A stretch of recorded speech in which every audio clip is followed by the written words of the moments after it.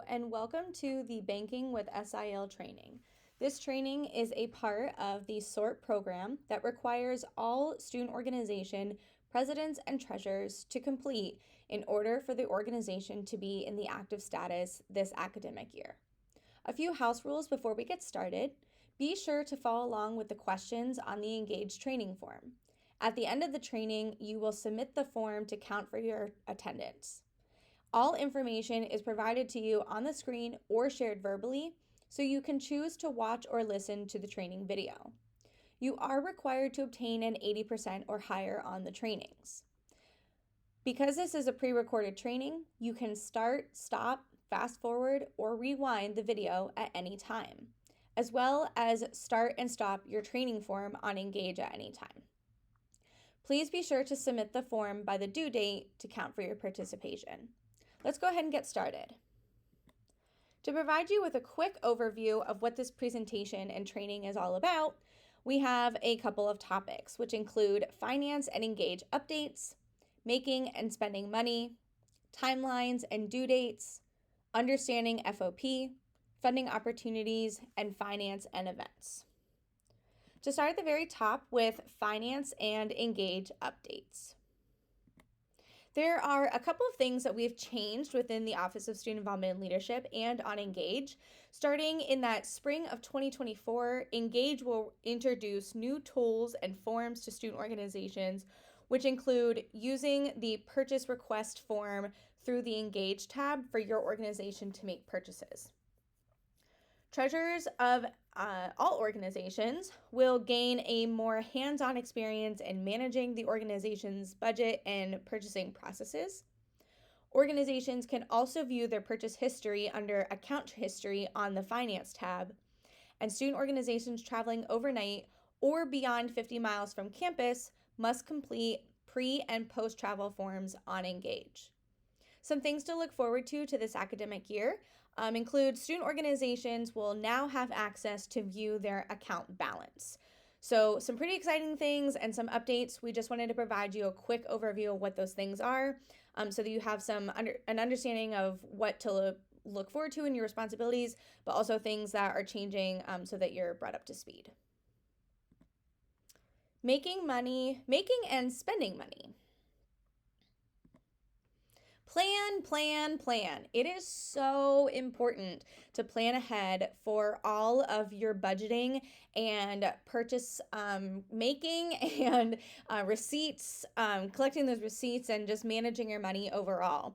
So to begin budgeting, the best thing that you will want to do is, of course, plan ahead. So whether that means that you create a list of events or activities, programs, travel opportunities, supplies that just need to be purchased, any marketing things, you should do all of that as far in advance as possible.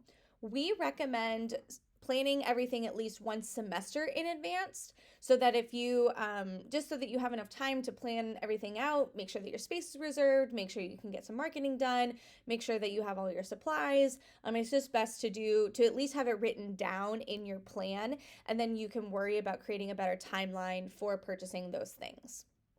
So again, plan ahead as often as possible and make sure that you're writing out a detailed list of every item that you need. So whether that's having an event where you're going to have some food, you might want to make sure that you have cups, napkins, and plates, and not just having, and even tablecloths, and not just having, food. Like, it's important to have all the different pieces.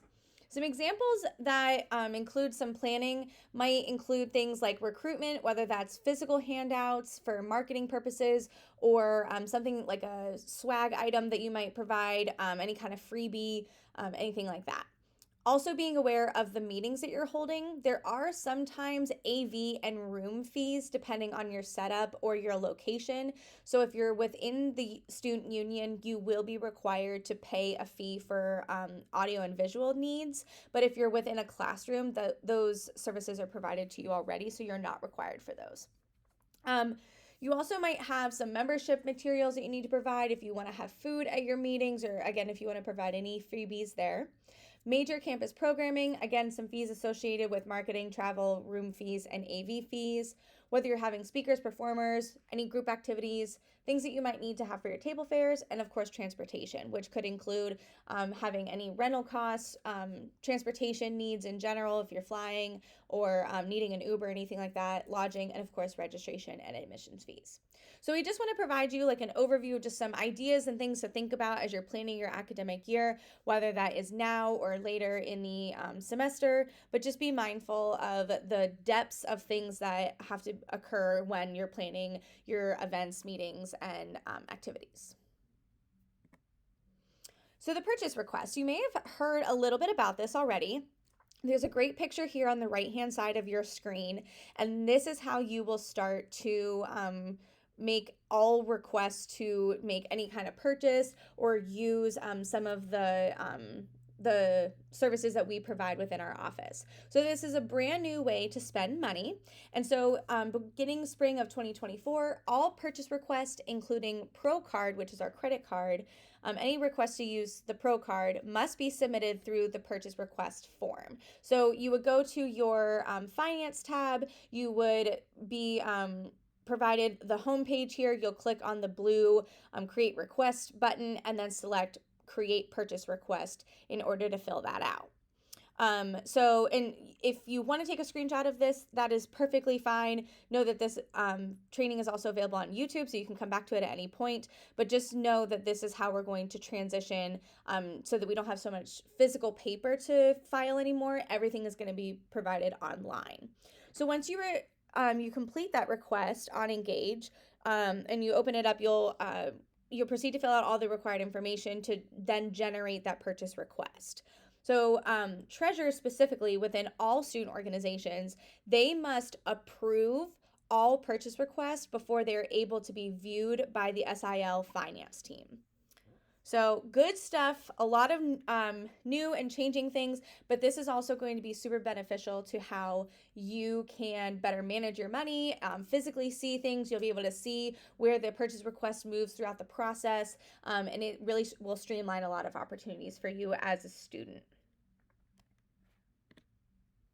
In terms of making club money, there are a number of ways that you can collect money on your own and earn money, and that is through the ways that you personally can do this. And so that includes bake sales, auctions, games of chance, restaurant fundraisers, donations, and dues. Please be mindful that there is a number of paperwork that is required, and so just depending on what you're providing and what you're doing for your student organization, you may be required to fill out additional paperwork or provide the restaurant with some additional information. You can always stop by our office or check out our website on wright.edu/SIL, and they'll be able to help you out with there. Timelines and due dates. This is also super important. This would be a screenshot that I personally would take. If you want to take just a minute to snap a shot of this, there's a lot of processes to managing finances, just like you do in your personal life, you're going to have to do within your student organization. So things like a purchase request form, whether that be for credit cards or goods and services via checks, contractors, speaker or artist agreements, or anything like that. Most of that information, if not all of it, is provided to you through the student organization profile on Engage. That's through the purchase request. Please note that for general purposes, it takes about 10 to 45 business days, and business days is a very specific term to understand. Business days does not include weekends. It is the Monday through Friday day. So 10 business days is technically 2 weeks. So please be mindful of that in terms of like your timelines and processing paperwork and whatnot. So 10 to 45 business days for general purposes, 60 to 90 business days for external vendors. If you're requesting petty cash, you can request up to $200 per event. You will need to come into the SIL center for that, and it takes about 10 to 15 business days. The SIL Center also has the deposit form. So if you're depositing any funds into your bank account, you can do that. And that can take anywhere from 5 to 10 business days to show up in your account and within your FOAP. Prize forms are also available. So anytime that you're giving a prize, whether that is something that you purchased or was donated to you, if your organization is providing a prize to someone, you can find those forms on Engage in the SIL Center or on the SIL website.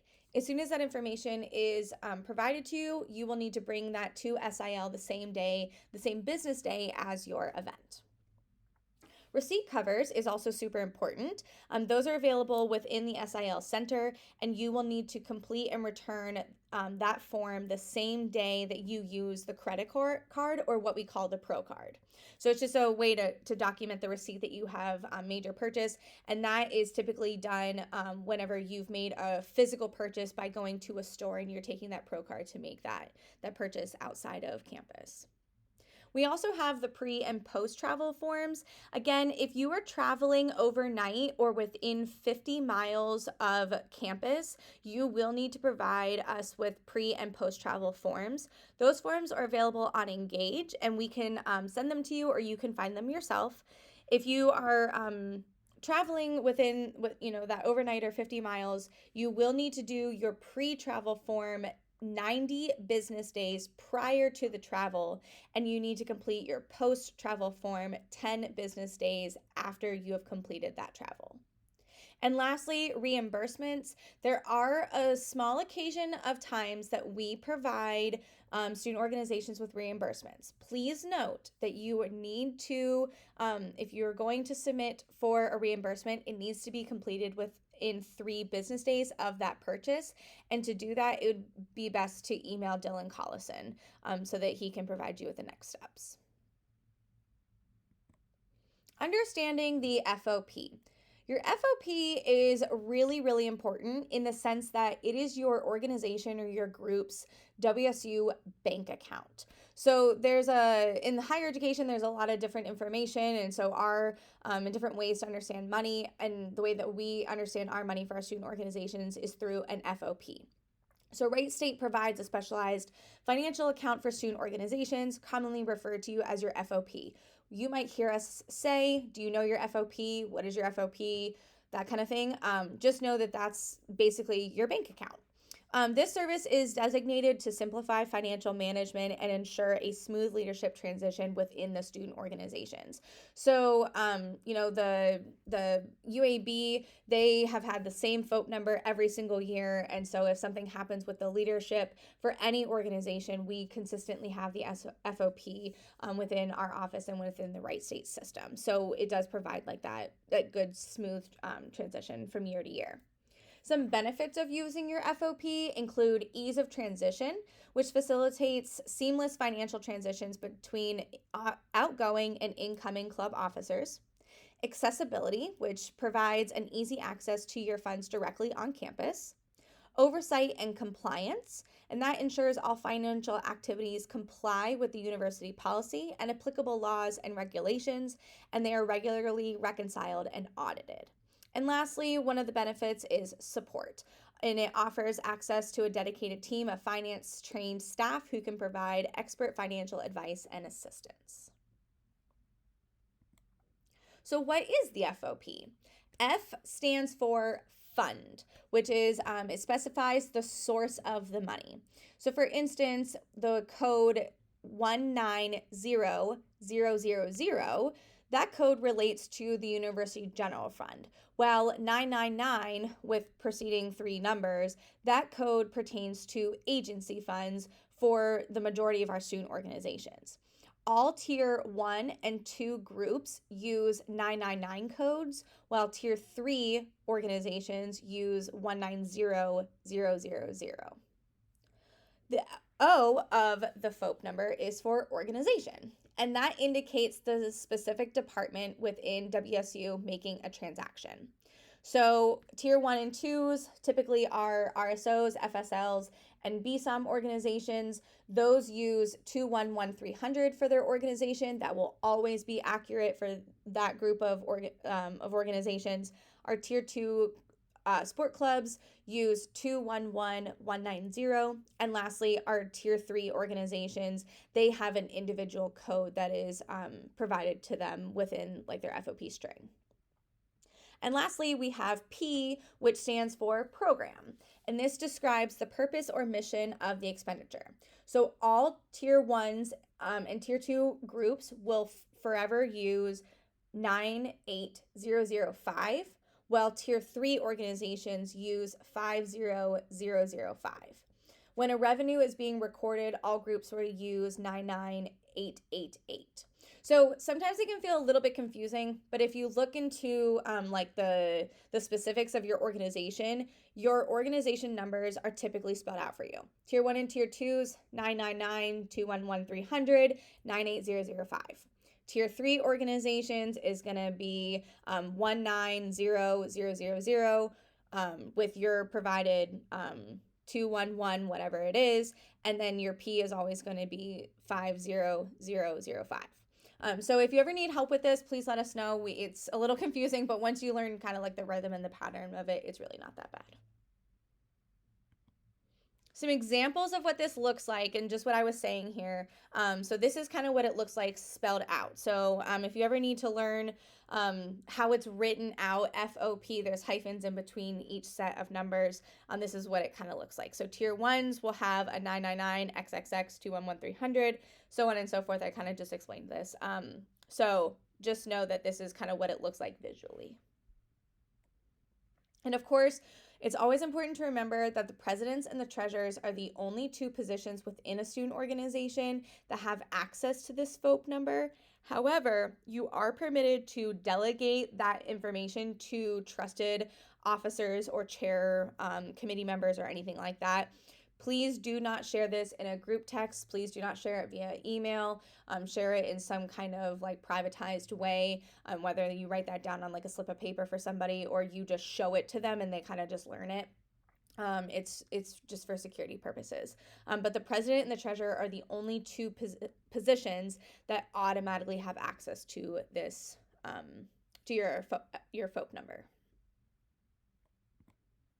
Funding opportunity. So how can you get money? There's a number of ways for your organization to receive money from the university. The first way and the most popular way is through the SOBC process, which stands for Student Organization Budget Committee.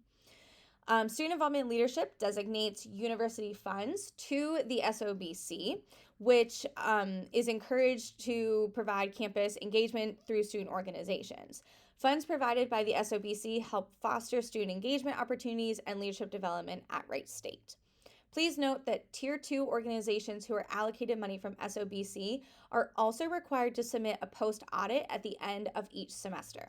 That information is later provided to you, and the steps of how to do that and resources are always provided to you. But just be aware of the fact that if you're a Tier 2 organization and you receive SOBC funds, you are required to also provide that post-audit. The next opportunity is through SFC, which stands for Special Funding Committee. Student Involvement and Leadership provides an alternative funding source for one-time activities, events, or programs sponsored by registered student organizations that are not otherwise financially supported by the SOBC process. The SFC application is available all academic year and is available under the Finance tab of your student organization's profile. It's important to note that student organizations who allocated money from SFC are required to submit a post-audit at the end of the program, activity, or event. There is a couple different timelines to be aware of for the budget process. So if you are, it's all based off of your student organization. So at Tier 2 organizations, you will submit your budget semesterly, where our Tier 3 or our coordinating organizations, they submit a yearly budget. Tier 1's organizations are ineligible for SOBC, but may request fundings through SFC. The dates and timelines will be communicated to the presidents and treasurer via their Wright State email and on Engage. So here's like another good screenshot to just consider, and just like some reminders for your process, whether you're SOBC for SOBC or SFC. and then what those timelines look like. So if I were you, I would take a screenshot of this to put in your back pocket for safekeeping. Okay, and then we have our last topic here is finance and events.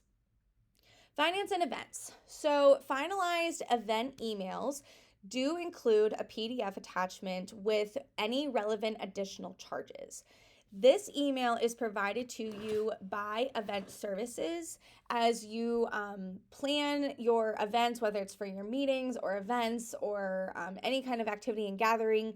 Anytime that you submit a request on Engage and I help process it and it goes to event services, they do in fact send you a PDF attachment with any relevant charges. Sometimes it says $0, sometimes it says $60, sometimes it says $480. It just kind of depends. But please be aware of those different emails and charges that are being applied to your student organization because it will affect your budget as you're planning throughout the academic year. Some of the important statuses to be aware of in events is whether your event status may be hold, confirmed pending services, or finalized. So if it's under the confirmed pending services, typically we're waiting on something like an AV approval or a setup approval. Sometimes it's also related to the food the catering services that you might need. Once your event is finalized, that will get approved on Engage. So it does until event services says that your event is finalized, we do not finalize anything on Engage. So some of those additional charges, of course, can be for services and labor. If your event, activity, or meeting includes internal catering services will email you the final cost and a detailed list of those services that are provided. And then for external catering, requires the restaurant to provide a quote and or an invoice, a food service license, and a certificate of insurance for catering services. This information will be forwarded to catering services for approval. I know this is a lot of information as you're learning the ropes of all of this. So please know that the entire SIL office and Dylan and myself are more than happy to help you understand the flow of everything. But just be aware of the fact that every part of your event does have money attached to it somehow. So you just need to be aware of the ways that the money is provided to you and the costs are associated so that you can keep a better track of your budgeting for whenever you're providing your post audits or just general budgeting and filling out your purchase request. So some contact information. When in doubt, email SIL at wright.edu. Dylan Collison is the best person to contact if you are a traditional Tier 1, Tier 2, or Tier 3 student organization, fraternity, sorority life, or a Boonshoff School of Medicine organization. If you are a sport club, Jake Wells is the best person to contact. And if you are a Res Life organization, Lisa Burke is the best person to contact as well. So if you wanted to write their names down and their emails or just take a screenshot of this would be the perfect time to do it. All right, folks, so that is everything. So thank you so much for your time and participation. I hope this was insightful to you and you learned something new and fun for the academic year. Don't forget to click the blue submit button on the very last page of the form to complete your training, and we'll see you soon. Have a great day.